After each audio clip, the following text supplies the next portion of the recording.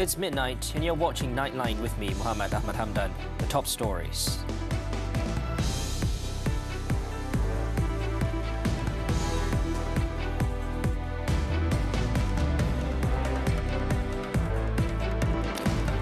Evidence of content on cruelty against Palestinians being systematically removed by TikTok.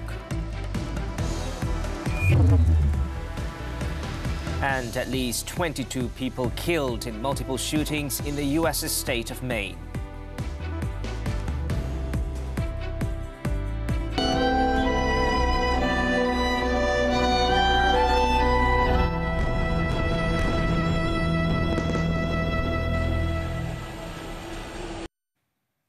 Good morning. We begin with this headlining story. There is evidence that social media platform TikTok has systematically removed content from Malaysia related to the Israel-Palestine conflict.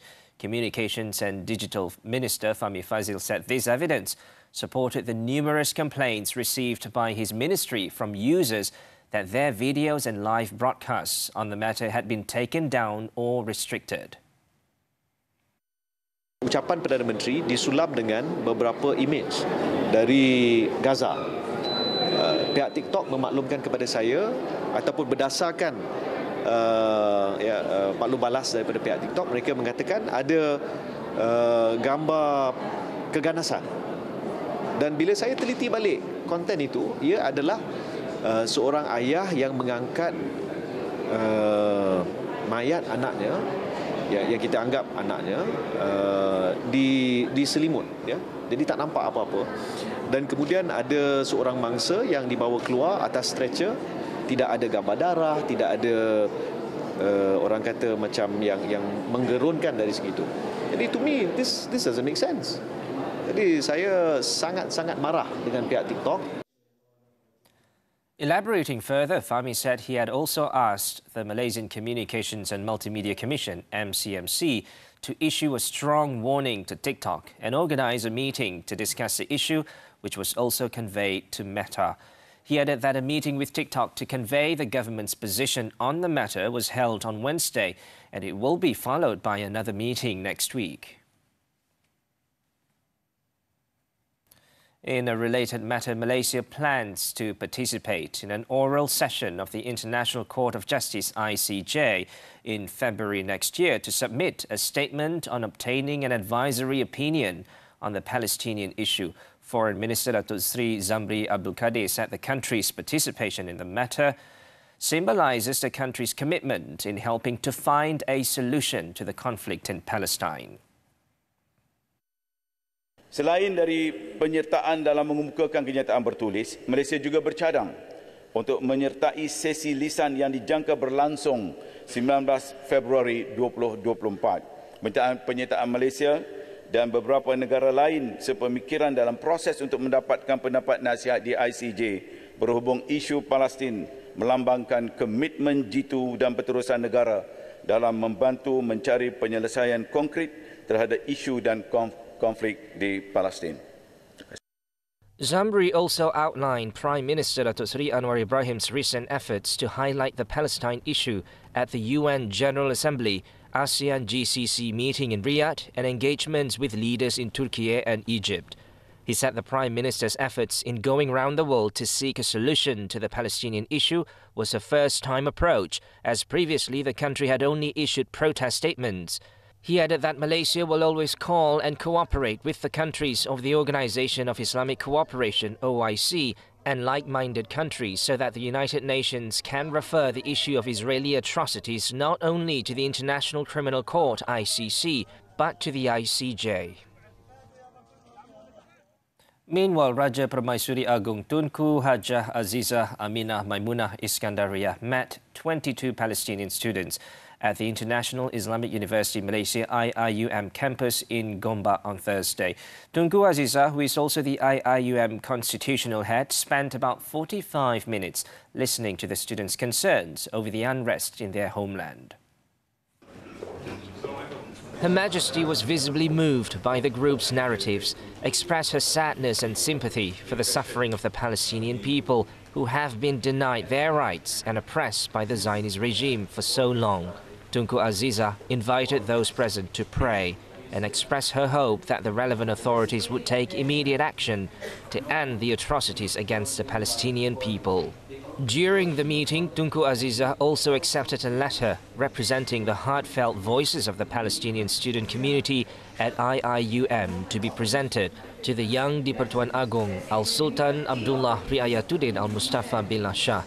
There are currently 43 Palestinian students studying various fields of study at IIUM, with 30 of them taking up master's or PhD degree programs, while the rest are pursuing a bachelor's degree. But alhamdulillah, our free fighters still fighting in Gaza and still doing their duty in Gaza. So we hope that all the Ummah can be supporting them to keep standing. The university also established an emergency humanitarian aid fund for the Palestinian people earlier this month, with a total of 60,000 ringgit collected so far. Funds collected will be coordinated by the Higher Education Ministry and distributed to the responsible agencies for direct assistance to the victims. Now, as calls for ceasefire intensify, the Zionist regime arrogantly conducted a large-scale raid into the Gaza Strip overnight into Thursday in what the Israeli forces described as a preparation for the next stages of combat. During the raid, several buildings and anti-tank missile launch posts were destroyed. The Zionist regime forces also committed 43 massacres in the past 24 hours, killing 481 people, the majority of whom were displaced to the south of the Gaza Strip, an area that Israel claims to be safe. Meanwhile, soldiers and volunteers were fighting fires along Lebanon's southern border caused by Israeli bombing. The firefighting effort comes as Israel and Hezbollah exchange near-daily cross-border fire in tit-for-tat attacks, raising fears of another front in Israel's southern war on Gaza.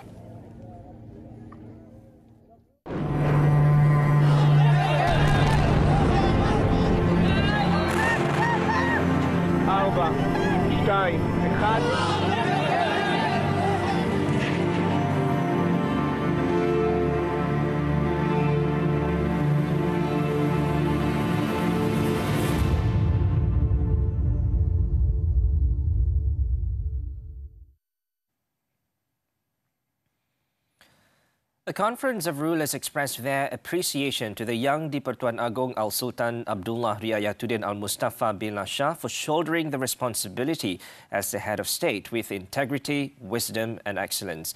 Sultan of Johor Sultan Ibrahim Sultan Iskandar remarked that this recognition is due to the various challenges faced by Al-Sultan Abdullah during his tenure as the head of state, all of which was successfully resolved.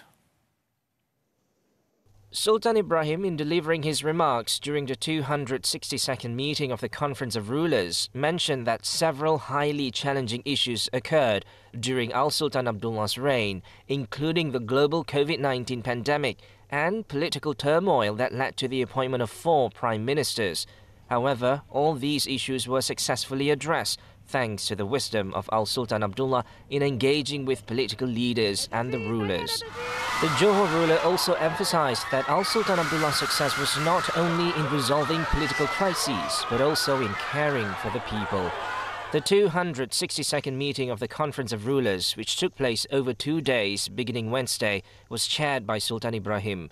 Among those attending the meeting were Sultan of Perak, Sultan Nazrin Shah, Sultan of Terengganu, Sultan Mizan Zainal Abidin, Sultan of Kedah, Al-Aminul Karim Sultan Salihuddin Sultan Badlisha, and the Yang di-Pertuan Besar of Negeri Sembilan, Tuanku Mukhris Tuanku Munawir. Pahang was represented by the Regent of Pahang, Tengku Hasan Al-Ibrahim Alam Shah Al-Sultan Abdullah, Perlis by the Regent of Perlis, Tuanku Said Faizuddin Putra Jamalulail, and Kelantan by the Crown Prince of Kelantan, Tengku Dr. Muhammad Faiz Petra. The meeting was also attended by the governors of Pulau Pinang, Malacca, Sabah and Sarawak, as well as Prime Minister Datuk Seri Anwar Ibrahim. Moving on, the introduction of the National Franchise Policy 2030 is expected to generate 100 billion ringgit in sales within the franchise industry by 2030.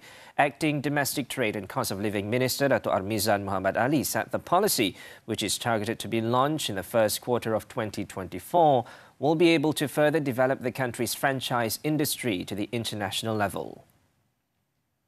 Atas sebab itu kita telah bekerjasama untuk tempoh yang lama dengan MFA bagi kita menggubal dasar franchise negara ini, dan draftnya pun telah kita murnikan dalam pelbagai sesi.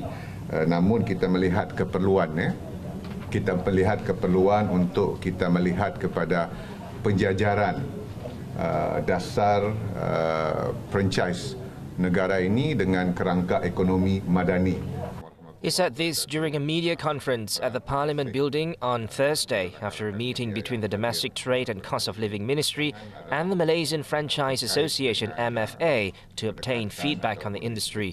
He said the franchise industry has already seen tremendous sales growth from 14.6 billion ringgit in 2020 to 30 billion ringgit in 2021. He said the government is also focusing on growing local franchise brands internationally, with 70 local franchises having successfully penetrated into markets in 80 countries. The Public Accounts Committee, PAC, will be summoning Human Resources Minister V. Sivakumar to provide statements on its probe into the management of HRD Corp involving its funds and training programs. Confirming the matter on Thursday, its chairman, Datuk Mas Ermiati Samsudin, said he had been called to appear before the PAC on November 2nd. Jadi keputusan memanggil kedua-dua saksi ini adalah disebabkan nama mereka disebut sewaktu kami mengadakan proceeding yang lepas, dan juga untuk berlaku adil kepada mereka. Dan sehubungan dengan itu, saya mohon supaya saksi-saksi berkenaan untuk hadir bagi membantu PAC melengkapkan siasatan berhubung dengan perkara ini. She also said another witness, a Finance Ministry representative in HRD Corp, would be summoned to appear on November 1st. The PAC had conducted its probe into the matter on October 23rd by summoning Human Resources Ministry Deputy Secretary General for Policy and International, Dato' Amran Ahmad, and HRD Corp Chief Executive, Dato' Shahul Daud. 3 people were killed and 1 was seriously injured in a crash at Jalan Kuala Kubu Baru, Rawang, near the Serendah Golf Resort on Thursday morning. In the 11 a.m. crash, the 2 men and 1 woman were declared dead at the scene. Selangor Fire and Rescue Department Operations Assistant Director Ahmad Mukhlis Mokhtar said authorities received an emergency call on the accident at 11:06 a.m. A total of 13 personnel and 2 fire engines from the Kuala Kubu Baru and Rawang stations were rushed to the location. The dead were identified as 68-year-old Rosihat Lemon, 62-year-old Chan Kwai Hung, and 53-year-old Su Yok Siu. The bodies were sent to Kuala Kubu Baru Hospital for post-mortem, while the injured female passenger was sent to the Selayang Hospital for further treatment. The cause of the accident and the relationship among the victims was still being investigated.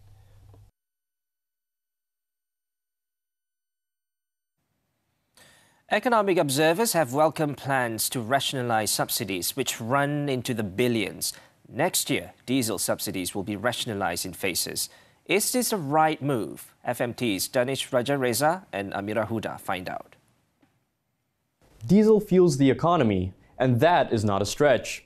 The fleets of buses, trucks, and lorries that transport goods to every nook and cranny of this country run on diesel.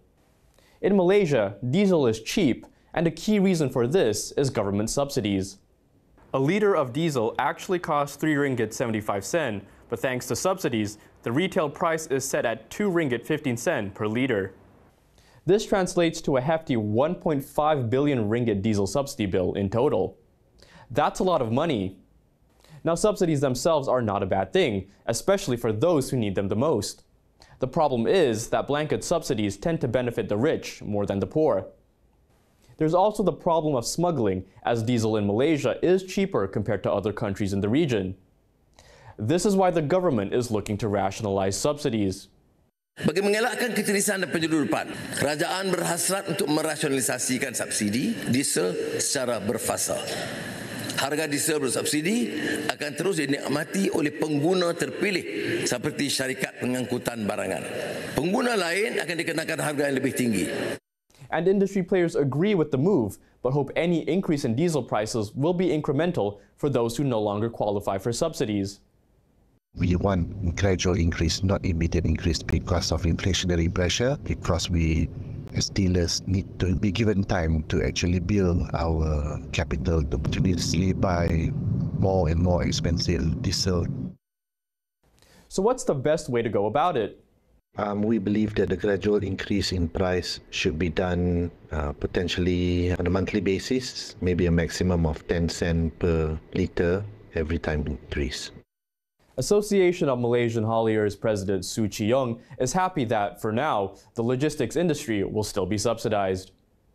Haulier company will be helped by this as Malaysia will be more competitive for import-export logistics international market.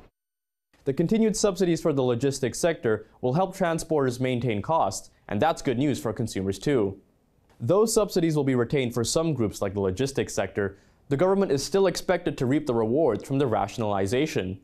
And money saved on subsidies can be better spent elsewhere.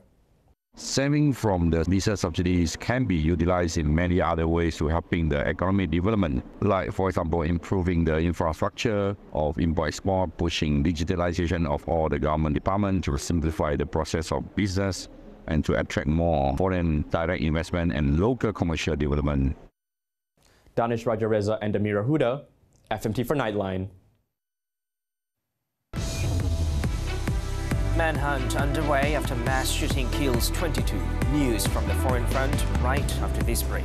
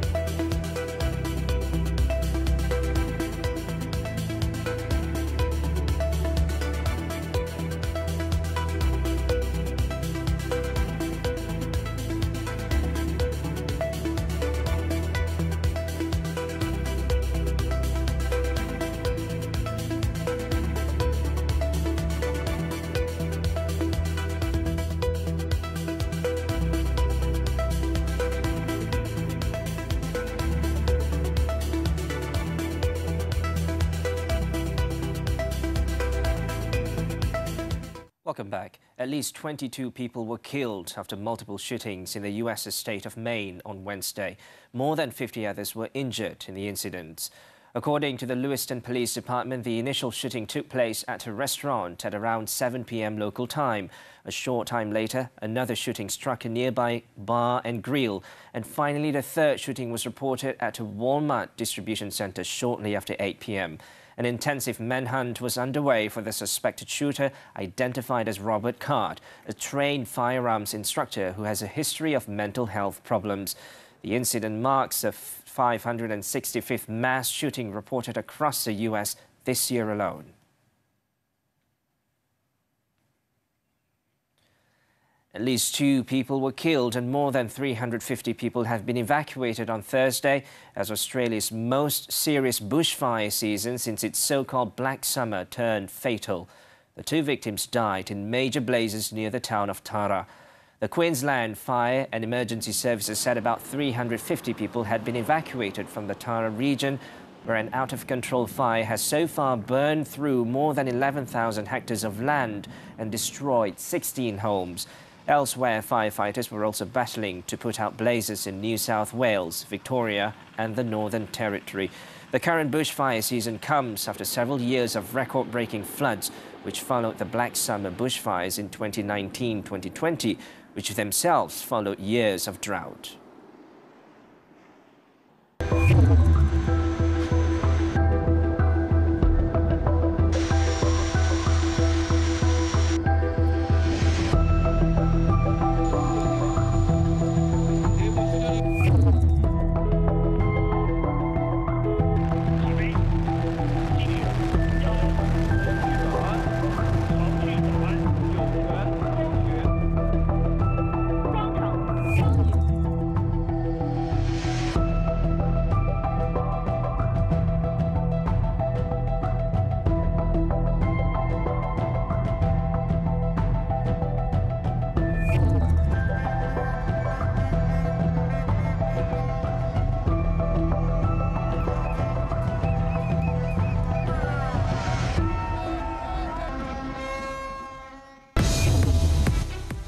Suvarnapura takes early lead. Sports after this breather.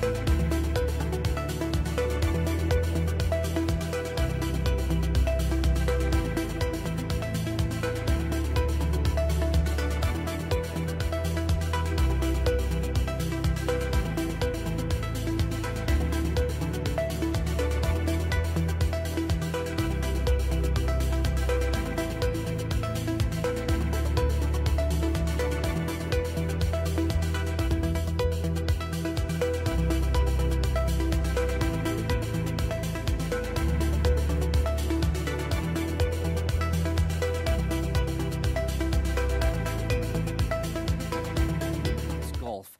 77 golfers gathered at the Kuala Lumpur Golf and Country Club on Thursday for the first round of the 2023 LPGA Maybank Championship. The $3 million event, which is the third leg of the four-stop Asia Swing, has brought together the strongest field in this region, featuring most of the world's leading women golfers. The first round began under sunny skies and hot conditions. However, the weather turned cloudy and grey in the afternoon, leading to a significant delay in play. 54 golfers completed their first round before heavy rain and lightning suspended the game for nearly 4 hours. The remaining 23 golfers managed to complete their play before the light faded. Thailand's Jasmine Suvarnapura took the first round lead after firing a magnificent 9 under par 63. Australia's Hannah Green was just one shot behind after carding a 64, while a group of 5, including promising American rookie Rose Zhang, were tied for third with scores of 65. Natasha Andrea On fared the best of the 6 Malaysian players in the field, finishing with a 2 under 70 to stand in the 40th position, while another national golfer, Kelly Tan, shot a 1 under 71 to sit in the 51st spot. The game will resume on Friday for the second round.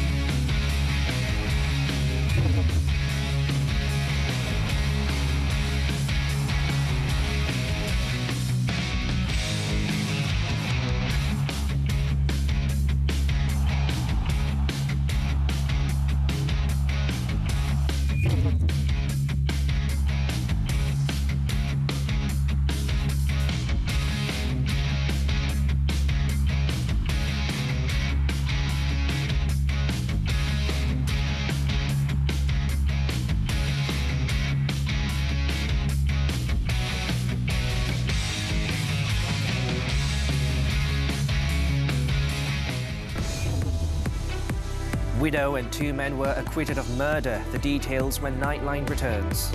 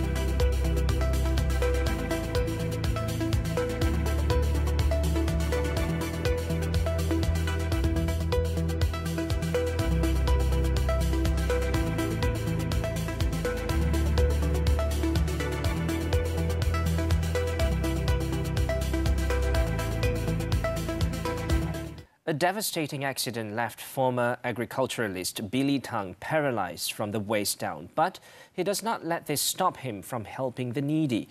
FMT's Sheila Vijayan and Tivia Raghu have the story. On December 18, 2015, Billy Tong was involved in a devastating accident that changed his life forever. He swerved into a divider to avoid hitting a motorcyclist who was talking on his handphone. When Tong woke up in hospital, he discovered that he had injured his spine, broken 6 ribs, and was paralyzed from the waist down. It was too much to take in, and he swiftly slipped into a deep depression. He even contemplated dying. 6 months, I was thinking of how to exit from the earth. I have a 8-inch titanium, 13 screws, 2.5-inch one screw. I'm actually in excruciating pain 24/7. But friends and family rallied around him, and this helped ease Tong out of his depression. Soon, he began to focus on how to make his life matter. A former agriculturist and private researcher, he decided to put his experience to good use by finding ways to make safe and healthy food more accessible to underserved communities. In 2018, Tong designed a box using soil microbiology that people could place in their homes to harvest vegetables, giving even the poorest the ability to feed themselves continuously without any agricultural experience or knowledge. He named his innovation Organic Regenerative Vegetable Terrarium Hope Box, which he described as the world's first. In 2019, he started a social enterprise, and 2 years later introduced an organic method to farm freshwater fish such as red tilapia. As of today, more than 6,000 Hope Boxes and 20 satellite farms have been deployed throughout peninsular Malaysia to B40 families, Orang Asli communities, orphanages, old folks' homes, and centers for persons with disabilities.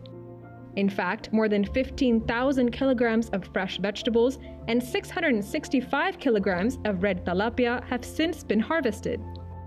Tong has received several awards for his hard work, including the Regal British Award in September last year from the World Humanitarian Drive in conjunction with Queen Elizabeth's Platinum Jubilee celebrations. And in July, Tong published a book titled The PWD Smart Farm Ability Journey from Wheels to Farm.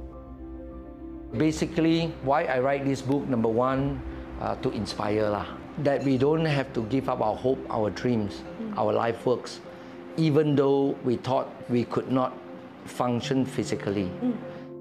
If given the equal opportunity, they will have something to contribute to the nation, and they can also shine. So all we appeal is that please extend an equal opportunity to us. Tivia Raghu and Sheila Vijayan, FMT Lifestyle for Nightline. A widow and 2 men were acquitted of the murder of a man 7 years ago whose body has never been recovered.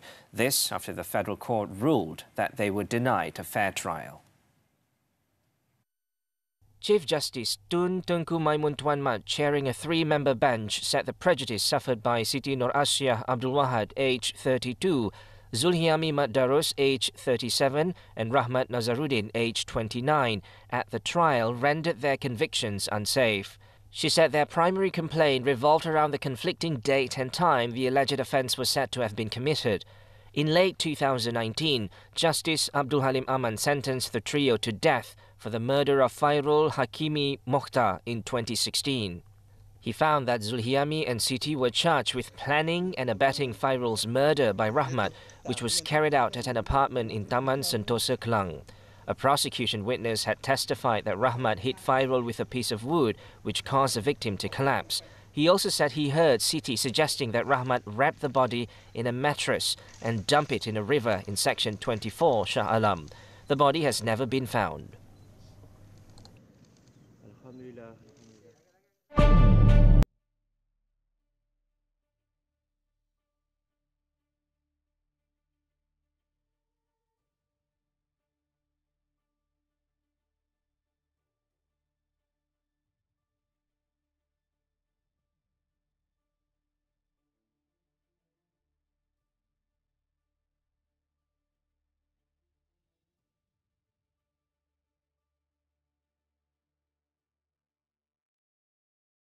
From a sample of her hair to a blue velvet dress she wore after the memorable 1955 performance of Verdi's La Traviata in Milan's La Scala, visitors to Athens can now marvel at items belonging to opera diva Maria Callas in a new museum dedicated to the legendary soprano.